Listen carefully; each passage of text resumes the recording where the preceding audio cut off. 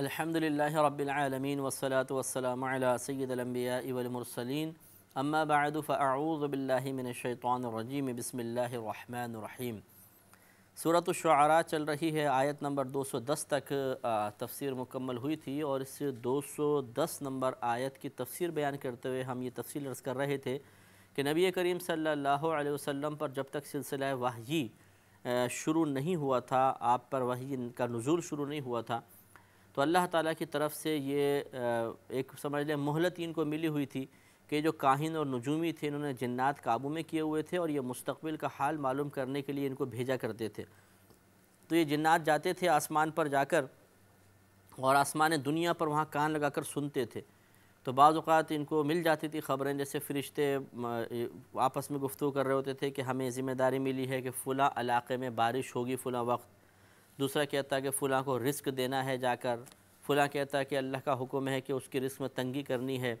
تو یہ آ کے فوراً نجومیوں کو بتا دیا کرتے تھے، کاہنوں کو، اور وہ کاہن جو ہیں ان باتوں کو لوگوں میں عام کر دیا کرتے تھے، اور کچھ عرصے بعد پھر ویسے ہی ظہور پذیر ہو جاتا تھا، تو لوگوں کا ان پر اعتقاد بہت زیادہ بڑھ گیا تھا۔ جب نبی کریم صلی اللہ علیہ وسلم نے اعلان نبوت فرمایا تو آپ نے کاہنوں کے پاس جانے سے سختی سے منع فرما دیا، کیونکہ اب وہ غیبی خبریں، اور وہ ویسے بھی وہ شیطان انہیں خبریں دیتے تھے، جھوٹ کی آمیزش پہ کر دیا کرتے تھے، ملاوٹ کیا کرتے تھے، جیسے کہ انشاءاللہ اگلی آیات میں آپ یہ دیکھیں گے آئے گا بھی۔ تو نبی کریم نے ان کاہنوں کے پاس جانے سے سختی کے ساتھ منع فرما دیا۔ تو اب کفار کی طرف سے جب نبی کریم نے اس قرآن کو بیان کیا تو ان کی طرف سے یہ اعتراض ہوا کہ معاذ اللہ جس طریقے سے کاہنوں، نجومی، شیاطین کو قابو میں کر کے اور غیبی خبریں دے دیا کرتے تھے،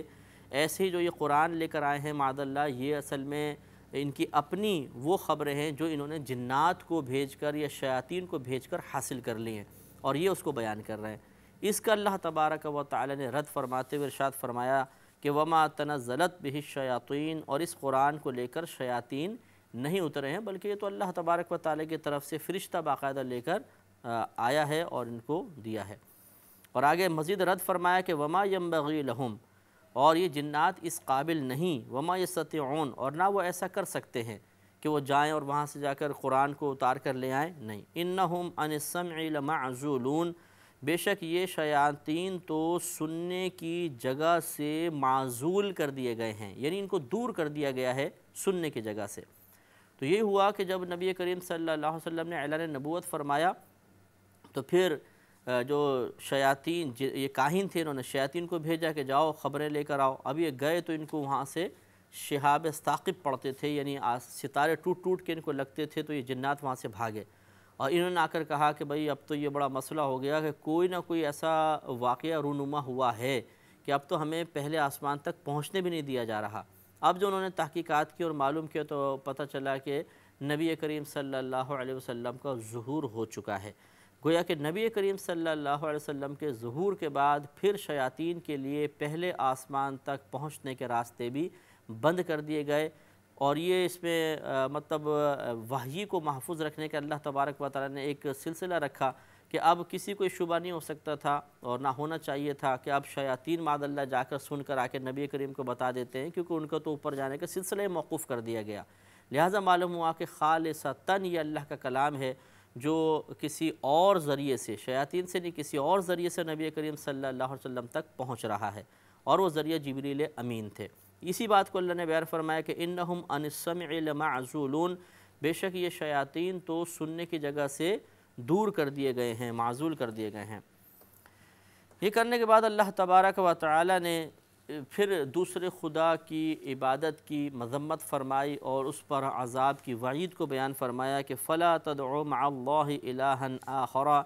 تو اے سننے والے تو اللہ تبارک و تعالیٰ کے ساتھ کسی دوسرے خدا کی عبادت مت کر، فتکون من المعذبین، کہ پس اگر تو ایسا کرے گا تو تو عذاب، جن پر عذاب نازل کیا معذب لوگ جو ہیں ان میں سے ہو جائے گا۔ گویا کہ غیر خدا کی عبادت کرنا یہ کنفرم ہے کہ وہ ضرور اللہ تبارک و تعالیٰ کی طرف سے عذاب کے نزول کا سبب بنے گا۔ اس کے بعد وہ آیات ہیں جن میں نبی کریم صلی اللہ علیہ وسلم کو اپنے قریب ترین رشتہ داروں کو ڈر سنانے کا حکم دیا گیا کہ آپ اپنے رشتہ داروں کو ڈرائیے، اور یہی نبی کریم صلی اللہ علیہ وسلم نے کو حکم تھا اللہ تعالیٰ کا کہ سب سے پہلے تو آپ نے اعلان نبوت فرمایا، اور اس کے بعد جو حکم تھا وہ سب سے پہلے آپ کو حکم یہی دیا گیا کہ آپ اپنے رشتہ داروں کو ڈرائیے، قریبی گھر والوں کو، بنی ہاشم، بنی مطلب، ان کو آپ ڈرائیے اور ان کو دین کی طرف بلائیے۔ اور یہ ایک ہمیں تبلیغ کا طریقہ بھی سمجھا دیا گیا کہ انسان جب تبلیغ دین کرے تو اسے سب سے پہلے اپنی ذات پر توجہ کرنی چاہیے، اس کے بعد اپنے قریبی رشتہ داروں پر، اس کے بعد پھر مزید لوگوں پر۔ جیسے کہ نبی کریم صلی اللہ علیہ وسلم نے 40 سال تک تزکیہ نفس فرمایا، آپ کا تو نفس پہلے ہی پاکیزہ تھا، ہماری تعلیم کے لیے 40 سال تک آپ نے عمل و کردار، بہترین عمل، بہترین کردار کا مظاہرہ فرمایا۔ پھر غار حرا میں آپ کا جانا اور وہاں پر عبادت اور ریاضت کرنا، اور وہاں پر جا کر پھر مراقبہ کرنا، مشاہدے کو قوی کرنا، اور پھر اللہ تعالیٰ کی طرف سے مزید کرم نوازی، یہ تمام چیزیں آپ نے اپنی ذات پر نافذ فرمائیں۔ اس کے بعد پھر یہ حکم کہ قریب ترین رشتہ داروں کو ڈرائیے، آپ نے ان کو ڈرایا، اور اس کے بعد پھر سلسلہ تبلیغ مزید آگے چلا۔ جو رشتہ دار قریب آ گیا ٹھیک، جس نے نہیں مانا تو ایسا نہیں کہ اسی میں رک گئے ہوں اور انہی کو تبلیغ کرتے رہے ہوں، ان کو سب سے پہلے دعوت ان کو دی، نہیں مانے تو پھر آگے آپ بڑھ گئے اور دوسروں کو دعوت دیتے چلے گئے۔ ہمیں بھی یہی طریقہ اختیار کرنا چاہیے کہ سب سے پہلے اپنی ذاتی محاسبہ، خود اپنی ذات کو ہم تبلیغ کریں کہ ہم اپنی عادات و اطوار دیکھیں، ہم جھوٹ تو نہیں بولتے، ہم کام چوری تو نہیں کرتے، ہم کسی کی غیبت تو نہیں کرتے، نمازیں تو نہیں چھوڑتے ہیں، کوئی کوئی بری عادت تو ہم پہ مسلط نہیں ہے، اور کوئی برا فعل تو ہم نہیں کرتے ہیں۔ تو پھر اگر ایسا ہو تو اپنا محاسبہ کر کے آدمی کو نیکی کی طرف مائل ہونا چاہیے۔ اس کے بعد وہ سلسلہ تبلیغ اگر مزید بڑھانا چاہتا ہے اور اس کے لیے اسباب بھی ہوں، اور بعض صورتوں میں جیسے واجب بھی ہو جاتا ہے کہ اگر ہمیں یقین ہے کہ سامنے والا ہماری بات مان کر برائی کو چھوڑ دے گا تو واجب ہے کہ اس کو سمجھائیں، تو پھر سب سے پہلے اپنے قریبی رشتہ داروں کو، پھر اس کے بعد سلسلہ تبلیغ آگے بڑھے۔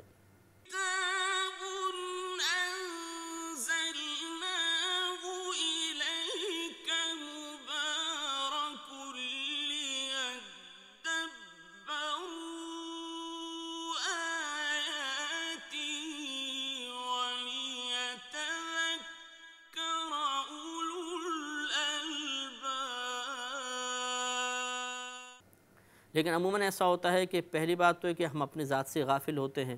اپنے بڑے بڑے قصور نظر نہیں آتے، اور دوسرے کی چھوٹی چھوٹی غلطیوں کو بھی ہم چن چن کے نکال کر اور لوگوں کے سامنے بیان کرتے ہیں کہ وہ تو ایسا ہے، وہ تو ایسا ہے، ہمارا فلاں خاندان کے اندر شخص ایسا ہے، فلاں ایسا ہے، فلاں محلے والا ایسا ہے،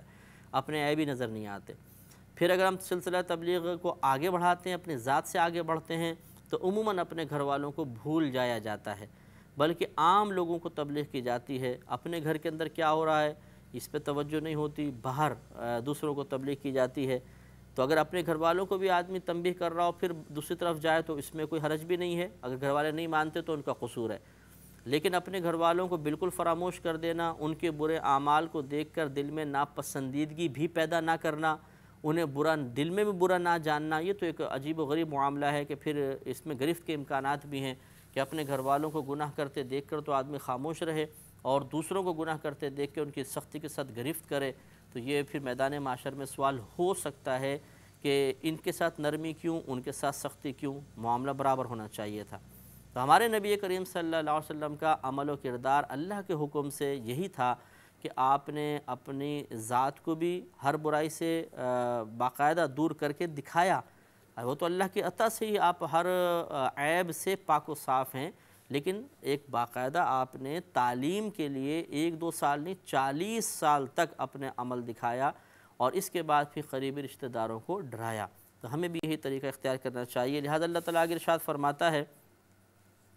وَأَنذِرْ عَشِيرَتَكَ الْأَقْرَبِينَ، اور اے حبیب کریم صلی اللہ علیہ وسلم اپنے قریب ترین رشتہ داروں کو ڈرائیے اللہ کے عذاب سے۔ وَاخْفِضْ جَنَاحَكَ لِمَنِ اتَّبَعَكَ مِنَ الْمُؤْمِنِينَ، اور اپنی رحمت کا بازو بچھا دیجئے۔ وَاخْفِضْ جَنَاحَكَ، جناح کہتے ہیں پر کو، کہ اپنا پر بچھا دیجئے۔ یہ مطلب محاورتاً بولا جاتا ہے کہ اپنا پر بچھا دیں، مطلب یہ کہ آپ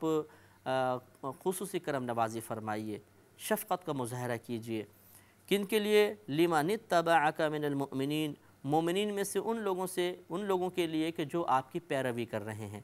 گویا کہ نبی کریم صلی اللہ علیہ وسلم کو ویسے تو آپ کو اللہ نے ویسے رحمت للعالمین بنایا، مزید اللہ کا حکم کہ آپ ان کے ساتھ بڑی شفقت کا مظاہرہ فرمائیں، بہت زیادہ خصوصی کرم نوازی فرمائیں، کیونکہ وہ دور بڑا نازک دور تھا، اس میں ایمان لانا، اسلام کو ظاہر کرنا بہت مشکل کام تھا، جس کا ہم تصور بھی نہیں کر سکتے ہیں۔ آج بھی بعض علاقے ایسے ہیں جہاں پہ اپنے مسلمان ہونے کو ظاہر کرنا بہت ہی خطرناک تصور کیا جاتا ہے، جان کا خطرہ ہو جاتا ہے، مال کا خطرہ ہو جاتا ہے بعض وجوہات کی بنا پر۔ تو اس زمانے میں بھی ایسا ہی تھا کہ اگر کوئی اپنا مسلمان ہونا ظاہر کر دیتا تو کفار کی طرف سے شدید ترین رد عمل کا اظہار ہوتا تھا اور بہت سخت آدمی آزمائش میں مبتلا ہو جاتا تھا۔ تو اللہ تبارک و تعالیٰ نے اس لیے خصوصی طور پہ اپنے حبیب کریم صلی اللہ علیہ وسلم کو حکم ارشاد فرمایا کہ آپ ان کے ساتھ نرمی کیجئے، کرم نوازی کیجئے، تاکہ جب ان کو کفار کی طرف سے ظلم و ستم کا سامنا ہو تو آپ کی کرم نوازی ان کی حوصلہ افزائی کا سبب بن جائے۔ یہ اپنے پیچھے ایک سہارا محسوس کریں گے، ایک شفقت محسوس کریں گے تو ہمت بڑھے گی اور ان کا ظلم سہنا ان کے لیے آسان ہو جائے گا۔ فَإِنْ عَصَوْكَ، پھر اگر یہ آپ کے رشتہ دار آپ کی نافرمانی کریں، فَقُلْ، تو آپ فرما دیجئے، اِنِّی بَرِیءٌ مِّمَّا تَعْمَلُونَ، کہ بے شک میں تمہارے ان کاموں سے جو تم کر رہے ہو بیزار ہوں۔ یہ ہے ایک بہت ہی نفیس نقطہ جس کو ہمیں سمجھنا ہوگا کہ دیکھیے گھر کا کوئی بھی فرد ہو، چاہے باپ ہو، بڑا بھائی ہو، ماں ہو، انہیں سمجھانے کا حکم ہے کہ یہ تلقین کریں، اولاد کو نیکی کی طرف بلائیں، برائی سے روکنے کی کوشش کریں۔ اگر یہ کام کر لیتے ہیں اور اولاد ان کا کہنا نہیں مانتی ہے، کوئی گھر کا کوئی فرد ان کا کہنا نہیں مانتا ہے، تو بس ان کا کام پورا ہو گیا۔ اب لیکن انہیں کم از کم اتنا کرنا ہوگا کہ یہ بیزاریت کا اظہار کریں کہ بھئی دیکھو ہم نے تمہیں سمجھایا، نہیں مانتے تو ہم تمہارے اس کام سے بیزار ہیں۔ دل میں یعنی کراہت رکھیں، ناپسندیدگی اس شخص سے نہیں، اس کے کام سے، کیونکہ یہ ہمیشہ اصول یاد رکھیے گا کہ گناہگار سے نفرت نہیں رکھی جاتی، اس کے گناہ سے نفرت رکھی جاتی ہے۔ گناہگار ہمارا مسلمان بھائی ہے، ہمیں اس بھائی سے محبت رکھنی ہے، حتیٰ کہ اگر ایک کافر بھی ہو تو بحیثیت انسان کے اس سے محبت رکھنی چاہیے کہ اس کو بھی اللہ نے پیدا فرمایا، اللہ کا ایک بندہ ہے۔ ہاں، اس برے عقیدے سے یا برے عمل سے نفرت رکھنی چاہیے، اس برے عمل کو برا سمجھنا چاہیے، اس میں کوئی حرج نہیں، بلکہ یہ ایمان کا ایک حصہ ہے۔ اسی طرح گھر میں جو لوگ برے اعمال کر رہے ہوں اور آپ گھر کے بڑے ہیں، آپ نے سمجھایا، اگر وہ نہیں مانتے، مثلا شوہر نے بیوی کو سمجھایا پیار سے، تھوڑی سختی کر کے بھی نہیں مانتی، وہ کوئی نماز نہیں پڑھتی مثلا، یا کوئی غیبت کرتی ہے، چغلی کرتی ہے، باپ نے اپنے اولاد کو سمجھایا، اولاد نہیں مانتی ہے، ماں نے بچوں کو سمجھایا، جوان بیٹا بیٹی ہیں نہیں مانتے ہیں بالفرض، تو ان کا کام تھا سمجھانا، بس سمجھایا، ڈرایا، انہیں تنبیہ کی، انہیں ہدایت فراہم کی، انہوں نے نہیں قبول کیا، نہیں مانے تو بری ذمہ ہو گئے۔ ہاں، اب بس اتنا ان کا کام ہے کہ ان کے ان افعال کو دل میں برا جانتے رہیں تو بس کافی ہے۔ یہ اسی کا مکلف اللہ تبارک و تعالیٰ نے اپنے حبیب کریم صلی اللہ علیہ وسلم کو بنایا، تو وہ نبی ہونے کے باوجود صرف اس بات کے مکلف تھے کہ آپ تبلیغ دین کریں، اگر سامنے والا مانے تو ٹھیک، نہیں مانتا تو آپ سے کوئی باز پرس نہیں ہوگی، آپ سے کوئی سوال نہیں ہوگا۔ ہاں، آپ بس اتنا ان سے کہہ دیجئے کہ ہم تمہارے اس عمل سے بیزار ہوں، اور آپ اپنے قلب میں اس عمل سے متعلق بیزاری رکھیے، بس یہ اسی کا نبی کریم کو مکلف بنایا گیا۔ تو جب نبی اس بات کے مکلف ہیں تو ہم امتی تو بدرجہ اولیٰ اس درجے کے اندر ہوں گے کہ جب نبی کے لیے اس سے بڑھ کر کوئی کام لازم نہیں کیا گیا تو ہمارا کام تو نبی کے کام سے بھی بہت کم ہوتا ہے، تو پھر ہم کہاں اس بات کے مکلف ہوں گے کہ ڈنڈے اٹھا کر اور ہم مارنا شروع کر دیں اور سختیاں بہت زیادہ شدت اور سختی شروع کر دیں، کیونکہ بہت زیادہ شدت اور بہت زیادہ سختی اور مسلسل سختی یہ بغاوت پیدا کرتی ہے بعض اوقات، یہ سامنے یا پھر ایک ڈر اور خوف پیدا کر دیتی ہے جس کے تابع ہو کر انسان وقتی طور پہ آپ کا مغلوب ہو جائے گا، لیکن جیسے ہی آپ کا ڈر اور خوف ختم ہوگا، جیسے ہی آپ کی پاور ختم ہوگی، طاقت ختم ہوگی، پھر وہ ایک دم ابھر کر آئے گا اور باغی ہو جائے گا۔ جیسے آپ نے دیکھا ہوگا والد صاحب ہیں، ابھی حالت جوانی میں ہیں، یا طاقت ہے یا پیسہ وغیرہ ہاتھ میں ہے تو بیٹے کو دباتے ہیں، سختی کرتے ہیں، شدت کرتے ہیں، چاہے جائز ہی کر رہے ہوں، انداز بعض اوقات غیر مناسب ہو جاتا ہے تو اولاد دب کر رہتی ہے، مروتاً بات مانتی رہتی ہے، لیکن جہاں پھر اولاد جوان ہوئی، انہوں نے دیکھا کہ باپ کمزور ہو گیا، اب ہمیں مار نہیں سکتا ہے، یا وہ پیسہ کمانے لگ گئے اور ان کو یہ احساس ہوا کہ اب ہم باپ کے پیسوں کے محتاج نہیں، تو پھر وہ جو ایک دباؤ تھا ان کے اوپر، ایک مطلب وہ پابندی اور بوجھ اور گھٹن وہ محسوس کر رہے تھے، وہ اس سے باہر نکلتے ہیں، اور پھر یہ چیز انہیں بغاوت پر ابھار دیتی ہے، اور پھر وہ کہنا نہیں مانتے، اطاعت نہیں کرتے ہیں۔ اس لیے نرم رویہ ہی اختیار کرنا بہتر ہے، جیسے کہ نبی کریم صلی اللہ علیہ وسلم کو بیان فرمایا گیا کہ آپ انہیں تبلیغ فرمائیں، مانتے ہیں ٹھیک، نہیں فرماتے تو ان کے اعمال سے بیزاریت کا اظہار کر کے آپ بری ذمہ ہو جائیے۔ وَتَوَكَّلْ عَلَى الْعَزِيزِ الرَّحِيمِ، اور آپ توکل کیجئے اس ذات پر جو غالب ہے، رحمت والی ہے۔ اور یہ کتنا آخر میں پھر نفیس اشارہ فرما دیا کہ آپ نے اپنا کام کر لیا، اب آپ کا کام ختم، اب آپ اللہ پہ بھروسہ رکھیں کہ اللہ تبارک و تعالیٰ آپ کی امداد فرمائے گا اور ان کے دلوں کو مائل کرے گا۔ آپ کا کام اتنا ہی تھا کہ آپ نے ان کو تبلیغ دین فرما دی۔ آگے شاید فرمایا کہ آپ جیسے پچھلے آیت سے ملاتے ہیں، اور آپ توکل کیجئے عزیز پر، غالب پر، یعنی اس اللہ تعالیٰ پر جو غالب ہے، مہربان ہے۔ آگے مزید صفت ذکر کی، الذی یراک حین تقوم، وہ ذات اے حبیب کریم صلی اللہ علیہ وسلم، وہ ذات جو آپ کو دیکھ رہی ہے جس وقت آپ کھڑے ہوتے ہیں، یعنی نماز میں کھڑے ہوتے ہیں، یا دعا کے لیے کسی مقام پہ کھڑے ہوتے ہیں، یا اور غزوات وغیرہ میں آپ کھڑے ہوتے ہیں، وہ ذات آپ کو دیکھ رہی ہے۔ وَتَقَلُّبَكَ فِي السَّاجِدِينَ، اور جس وقت آپ تقلب مانے پلٹنا ہوتا ہے، بار بار پلٹنا، سجدہ کرنے والوں میں پلٹ رہے ہوتے ہیں۔ پلٹ رہے ہونے سے مراد یہ ہے کہ اس کے کئی معنی بیان کیے گئے ہیں۔ مثلا جب نبی کریم صلی اللہ علیہ وسلم امامت فرما رہے ہیں تو اس وقت آپ ساجدین کے ساتھ ہیں، تو اس کو بیان فرمایا کہ جب آپ بار بار امامت فرما رہے ہیں، یہ ہم آپ کا امامت کو ملاحظہ کر رہے ہیں، اللہ تعالیٰ دیکھ رہا ہے۔ یا اس سے مراد یہ ہے کہ ساجدین سے مراد آپ کے آباء و اجداد ہیں، اور آپ کے پلٹنے سے مراد ہے، یا آپ کے دور فرمانے سے مراد ہے، آپ کا پاک پشتوں سے پاک رحموں میں منتقل ہونا۔ اگر یہ مراد لے لیا جائے یہاں پر کہ ساجدین سے آپ کے آباء و اجداد کو مراد لیں، اور آپ کے یہ دور فرمانے کو یا پلٹنے کو اس سے مراد لیا جائے، والد کی پشت سے ماں کے رحم میں داخل ہونا یہ مراد لیا جائے، تو اس سے آپ کے تمام آباء و اجداد کا مومن ہونا ثابت ہوتا ہے، کیونکہ وہ سب سجدہ یعنی گویا کہ اللہ کو کرتے تھے، اور ان سے سفر کرتا ہوا یہ نور نبوت جو ہے بی بی آمنہ رضی اللہ تعالی عنہا کے رحم میں آیا، تو اس سے پھر آپ کے آباء و اجداد کا ایمان ثابت ہو جاتا ہے۔ وآخر دعوانا ان الحمد للہ رب العالمین۔